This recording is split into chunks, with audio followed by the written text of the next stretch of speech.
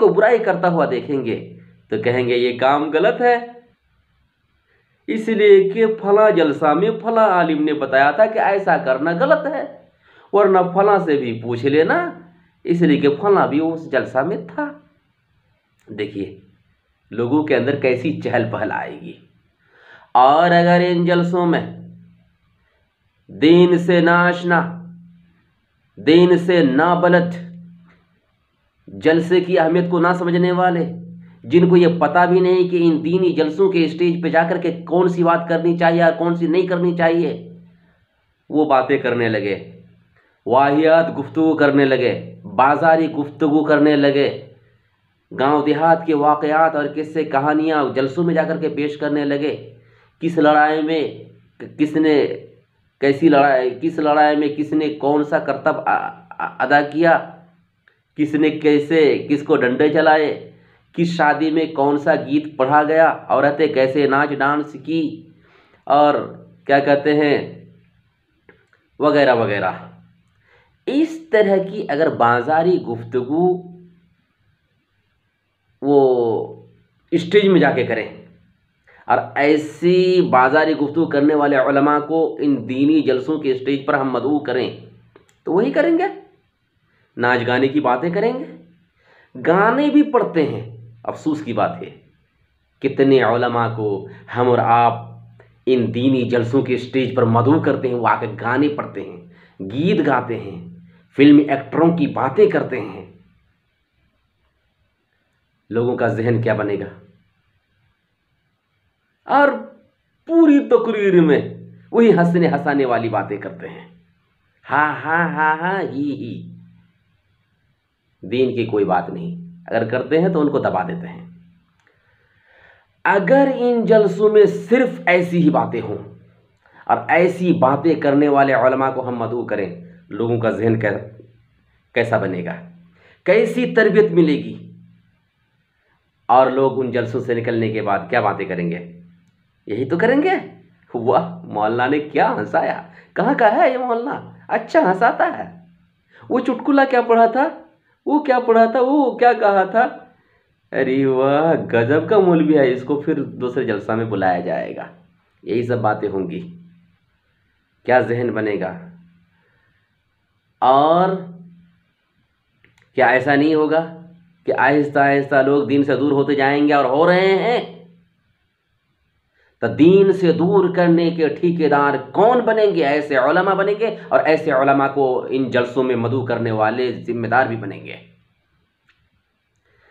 معاشرے کے اندر شر پھیلانے کی ذمہ داری اور ٹھیکیداری یہ علماء ادا کر رہے ہیں، اور اس کے مجرم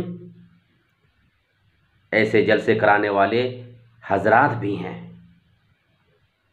اس کا وبال آپ پر بھی آئے گا، اس لیے ذمہ داران مدارس اور ذمہ داران جلسہ ہوشیار ہو جائیں، اور ان اسٹیج پر ایسے علماء کو مدعو کریں جو ان اسٹیج کے حقدار ہیں۔ اس کی بڑی اہمیت ہے، اور اس کی اہمیت کو سمجھتے ہوئے ان اسٹیج پر انہی علماء کو دعوت دیں جو قرآن و حدیث کی روشنی میں بات چیت کریں۔ آپ جانتے ہیں ایسے جلسے میں ایسے ایسے علماء بھی آ جاتے ہیں اور ایسی ایسی باتیں کرتے ہیں جو زبان پہ لانے میں شرم محسوس ہو رہی ہے، اور ایسے علماء کو آپ دعوت دے رہے ہیں۔ مثال کے طور پر میں آپ کے سامنے ایک پھر جو میں نے خود اپنی آنکھوں سے دیکھا اور اپنے کانوں سے سنا، اس جلسے کی بات کر رہا ہوں جس میں میں بھی مدعو تھا، ایک ادنیٰ سے مقرر کی شکل میں۔ افسوس ہو رہا ہے مولانا صاحب کیا کر رہے ہیں، دوران تقریر اسٹیج پر ماں تیری بہو کے جو ہونٹ ہیں پورا نقشہ کھینچ کر کے پبلک کے سامنے بیان کر دیا، اور انگلی سے اشارہ کر کے کہ ایسے ہیں، اور پھر کیا بولا، تیری بہو تو پوری رات پھس پھس ہوا چھوڑتی رہتی ہے۔ وہ تھوڑا سا غلط کر کے بولا تھا، میں تھوڑا سا سلیقے سے بولا، پھر بھی معاف چاہتا ہوں اگر برا لگے تو۔ ये फुस फुस हवा छोड़ने वाली बात करके और होंठ की तस्वीर कशी करके पब्लिक को क्या दर्श दे रहे हैं ये उलमा, ये बेहया उलमा क्या दर्श दे रहे हैं? फुस फुस बांधने वाली बहू की से शादी करने की बात कह रहे हैं या क्या करें, क्या क्या दर्श दे रहे हैं?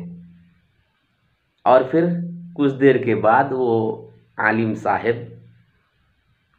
चंदा करने लगे। और चंदा इतनी बेदर्दी के साथ चंदा कर रहे थे कि लोगों के इखलास पर डाका डालते हुए लोगों की जेब पर डाका डाल रहे थे। जो 100 रुपया दे सकता था 500 ले रहे थे, मजबूर हो करके।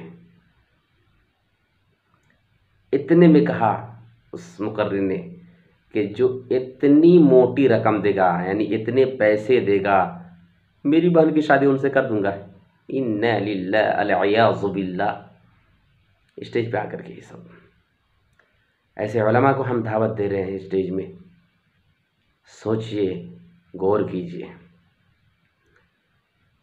इसलिए इन स्टेज की कदर को पहचानिए और इन स्टेज पर उन्हीं उलमा को लाइए जिनसे दीनी फायदा हो, पब्लिक के अंदर दीनी। तो आप दूसरे के सुपुर्द कर रहे हैं। वो स्टेज नाअहल के सुपुर्द कर रहे हैं और यह क़यामत की अलामत है। नबी अलैहिस्सलाम ने फरमाया, इदा उस्सिदल अम्रु इला गैर अहलिही फंतज़िर अस्साअह। जब दीन का मामला, फतवा देने का मामला, लेक्चर तकरीर करने का मामला और फैसला करने का मामला और भी खिलाफत का मामला नाअहल के सुपुर्द कर दिया जाए तो क़यामत का इंतज़ार करो। आप सबों को, ज़िम्मेदाराने मदारिस को यह डर है कि अच्छे उलमा अच्छा चंदा नहीं कर सकते हैं। गलत बात है। मुखलिस उलमा, अच्छे उलमा कुरान और हदीस की रोशनी में जब कलेक्शन करते हैं तो दीन से मोहब्बत करने वाले बर्दाश्त नहीं कर पाते हैं, मोटी से मोटी रकम ला करके रख देते हैं और खुशी से रख देते हैं। ये जो जलसे होते हैं मेले ठेले की शक्ल में, ये तो बंगाल और बिहार ही में ज़्यादा ऐसे होते हैं जलसे, झारखंड में भी बहुत कम होते हैं। वल्लाहु आलम बिस्सवाब। तो ये तीन, चलिए झारखंड, बंगाल, बिहार मान लेता हूँ, इनके अलावा पूरी दुनिया में जलसे नहीं होते, पूरे इंडिया में जलसे नहीं होते, पाकिस्तान में जलसे नहीं होते। यही लोग जाके जलसे करते हैं, वहाँ पे चंदा नहीं होता है, कलेक्शन नहीं होता। कौन करके देते हैं? वहाँ के मदारिस कैसे चलते हैं? बातिल सोच निकालिए और ऐसे उलमा को अल्लाह के लिए स्टेज पर ना लाएं। खुद ब खुद ऐसे उलमा सुधर जाएंगे। नबी अलैहिस्सलाम के ज़माने में जंग तबूक के मौके पर आप अलैहिस्सलाम ने लोगों को जंग तबूक की तैयारी के लिए लोगों से कहा कि कलेक्शन, ये चंदा ले आओ। कुछ भी नहीं कहा आपने। हज़रत उस्मान गनी रज़ी अल्लाह ताला अन्हु ने उस मौके पर अकेला 900 ऊँट, 100 घोड़े, 5.5 किलो सोने के सिक्के और 29 किलो चांदी ला करके रख दिए। अबू बकर सिद्दीक ने अपने घर का सारा माल ला करके रख दिया। फारूक आज़म ने अपने माल का 2 हिस्सा करके 1 हिस्सा ला कर रख दिया। हज़रत आसिम बिन अदी ने 13,000 किलो खजूर ला करके रख दिया। आपने इन बंगालियों की तरह उठपटांग दुआ नहीं की, जैसे कि आजकल ये लोग दुआ करते हैं। किसी ने अंडा दिया तो मंडा दे देना अल्लाह से, तो और कुछ दे देना, ये दे देना, वो देना, लड्डू फड्डू, पराठा पराठा, इस तरह की दुआएं करते हैं। ये सब दुआएं नहीं करते हैं, बदतमीज़ी करते हैं, मजाक उड़ाते हैं, दुआओं का मजाक उड़ाते हैं। इसलिए कुरान और हदीस के साथ खिलवाड़ करने वाले उलमा को क़तअन ऐसे जलसों में मौका ना दें, वरना आप भी इसके ज़िम्मेदार होंगे, आप भी गुनाहगार होंगे। अल्लाह ताला हमें बुराई से बचाए और सही तरीके से जलसा करने की तौफीक दे और उन जलसों में उन्हीं उलमा को दावत देने की तौफीक दे जो उन जलसों के हक़दार हैं।